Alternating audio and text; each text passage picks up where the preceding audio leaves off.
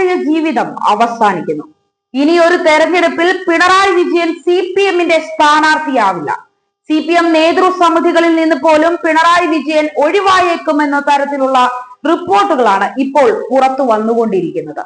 Party സമ്മേളനങ്ങളിൽ അണികൾ പോലും പിണറായി വിജയന്റെ നേതൃത്വത്തിലുള്ള ഇടത് ഭരണം ദുരന്തമാണ് എന്ന് തുറന്നു പറഞ്ഞതോടെ പിണറായിക്ക് സീറ്റ് നൽകണ്ട എന്ന ഉറച്ച തീരുമാനത്തിലാണ് CPM. സർക്കാരിന്റെ കാലാവധി കഴിയുന്നതുവരെ മുഖ്യമന്ത്രി സ്ഥാനത്ത് പിണറായി തുടരുമെങ്കിലും 2026 നിയമസഭാ തെരഞ്ഞെടുപ്പിലും മത്സരിക്കില്ല. എന്നാൽ അടുത്ത നിയമസഭാ തെരഞ്ഞെടുപ്പ് പ്രചാരണം മുന്നിൽ നിന്ന് നയിക്കുക പിണറായി തന്നെ. പാർട്ടി കോൺഗ്രസ് ചേരുന്ന സാഹചര്യത്തിൽ പിണറായിയെ തടയാനും സാധ്യതയും തള്ളിക്കളയാൻ കഴിയില്ല. പിണറായി വിജയന്റെ പ്രായം തന്നെയാണ് മുഖ്യമന്ത്രി കസേരയിലും രാഷ്ട്രീയ ജീവിതത്തിലും വില്ലനായി മാറുന്നത്. CPM നേതൃനിരയിൽ വൻ അഴിച്ചുപണി തന്നെ നടത്താനുള്ള ശ്രമത്തിലാണ് നേതൃത്വം ഇപ്പോഴുള്ളത്.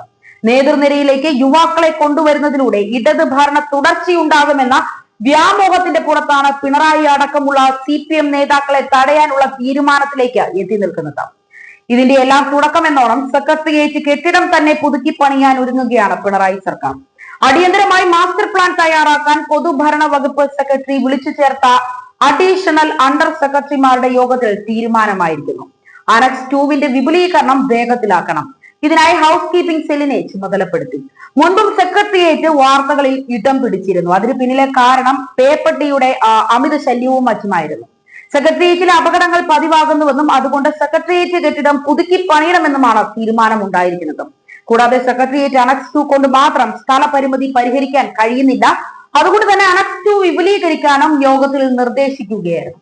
സെക്രട്ടേറിയറ്റ് വളപ്പിൽ സ്ഥാപിച്ച ബയോഗ്യാസ് പ്ലാന്റ് ട്രയൽ റൺ നടത്തി എത്രയും പെട്ടെന്ന് ഉപയോഗക്ഷമമാക്കണം. ഗാർഹിക മാലിന്യം സെക്രട്ടേറിയറ്റിനകത്ത് കൊണ്ടുവന്ന് വലിച്ചെറിയുന്നവർക്കെതിരെ കർശന നടപടി സ്വീകരിക്കണം. ഇലക്ട്രോണിക് മാലിന്യം അന്നന്ന് തന്നെ സംസ്കരിക്കുകയും വേണം. ഉപയോഗശൂന്യമായ വാഹനങ്ങൾ സെക്രട്ടേറിയറ്റിനകത്തു നിന്ന് അടിയന്തരമായി മാറ്റാനും ബന്ധപ്പെട്ട വകുപ്പുകൾക്ക് നിർദ്ദേശം നൽകിയിരിക്കുകയാണ്. തെരുവുനായ ശല്യം സെക്രട്ടേറിയറ്റിൽ രൂക്ഷമെന്ന് വിലയിരുത്തിയ യോഗത്തിൽ സെക്രട്ടേറിയറ്റ് വളപ്പിൽ നിന്ന് നായ്ക്കളെ തുരത്താൻ പൊതുഭരണ വകുപ്പിന് കീഴിലെ ഹൗസ് കീപ്പിംഗ് സെല്ലിന് നിർദ്ദേശം നൽകിയിട്ടുണ്ട്. മുൻപും തെരുവുനായ ശല്യം ചർച്ചയാക്കപ്പെട്ടിട്ടുള്ളതാണ്. ഇതിന് പിന്നാലെ സംസ്ഥാന നേതൃത്വത്തെ അഴിച്ചുപണിയാനുള്ള നീക്കങ്ങളും നടന്നു വരികയാണ്. പ്രായം 75 കഴിഞ്ഞവരെ സംസ്ഥാന സമിതിയിൽ നിന്നും ഒഴിവാക്കാനുള്ള കർശന തീരുമാനമാണ് പാർട്ടി സെക്രട്ടേറിയറ്റിൽ ഉണ്ടാകുന്നത്. വ്യക്തമായ ആസൂത്രണത്തോടെയാണ് പിണറായി പാർട്ടിയുടെ നേതൃസമിതിയിൽ നിന്ന് പടിയിറങ്ങാൻ പദ്ധതിയിടുന്നത് എന്നാണ് സൂചനകൾ. പോളിറ്റ് ബ്യൂറോ അംഗവും മുഖ്യമന്ത്രിയുമായ പിണറായി വിജയനെ പ്രായപരിധി മാനദണ്ഡത്തിൽ ഒഴിവാക്കിയാലും കേന്ദ്ര കമ്മിറ്റിയിലെ ക്ഷണിതാവായി നിലനിർത്തുമെന്ന കാര്യം ഉറപ്പാണ്. മുഖ്യമന്ത്രി സ്ഥാനം ഒഴിയുന്നതുവരെ കേരള ഘടകത്തിലെ സംസ്ഥാന സെക്രട്ടേറിയറ്റിലെയും സംസ്ഥാന കമ്മിറ്റിയിലും പിണറായിയെ ക്ഷണിതാവാക്കി നിലനിർത്താനും തീരുമാനം ഉണ്ടായിരിക്കുകയാണ്.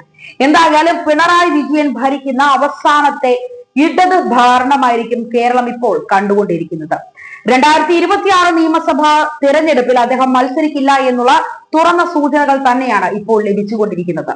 ഇതോടെ പിണറായി വിജയന്റെ രാഷ്ട്രീയ ജീവിതം അവസാനിക്കുന്നു എന്ന തരത്തിലുള്ള റിപ്പോർട്ടുകളും പുറത്തു വരുന്നുണ്ട്.